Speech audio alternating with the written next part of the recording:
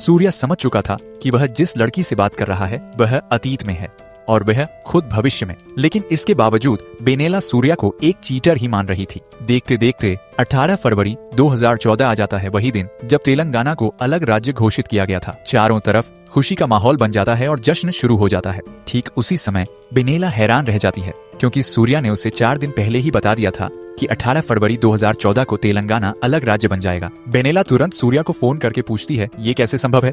तब सूर्या कहता है 2014 मेरे लिए अतीत है, मैं उस समय को बहुत पहले ही पार कर चुका हूँ। लेकिन इतना सब होने के बाद भी बेनेला को सूर्या की बातों पर पूरा भरोसा नहीं होता। वह उससे और सबूत मांगती है। तब सूर्या कहता है 2014 में मोदी सरकार सत्ता में आई थी और कोलकाता नाइट राइडर्स ने 2014 में T20 कप जीता था। लेकिन ये सारी घटनाएं उस समय बेनेला के लिए अब भी भविष्य की बातें थी।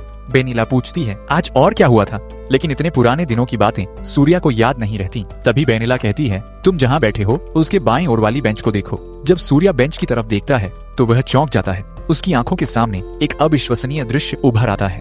बेंच पर अपने आप एक नाम खोदने लगता है और वह नाम अतीत से बेनेला ही खुद रही थी, जो सूर्या की आंखों के सामने साफ दिखाई दे रहा था। सच जानने के बाद बेनेला पूरी तरह टूट जाती है क्योंकि जिस इंसान से वह प्यार करती है वह 5 साल पहले ही भविष्य में पहुंच चुका है। अब वे मिलेंगे तो मिलेंगे कैसे। तभी बेनेला की दादी कहती हैं अगर वह 2019 में है तो इसका मतलब है कि वह 2014 पार कर चुका है। तुम उसका 2014 वाला पता ढूंढो, यकीनन उसे पा जाओगी। इसके बाद दोनों अपने अपने पते बताते हैं लेकिन कोई भी किसी को ढूंढ नहीं पाता। एक दिन बेनेला सूर्या को क्लॉक टावर के पास बुलाती है। उसी दिन वह सूर्या से अपने दिल की बात कह देती है। लेकिन सूर्या कहता है मेरे दिल में तुम्हारे लिए कोई भावना नहीं है। मैं 5 साल पहले एक लड़की से प्यार करता था लेकिन उसने मुझे मना कर दिया था।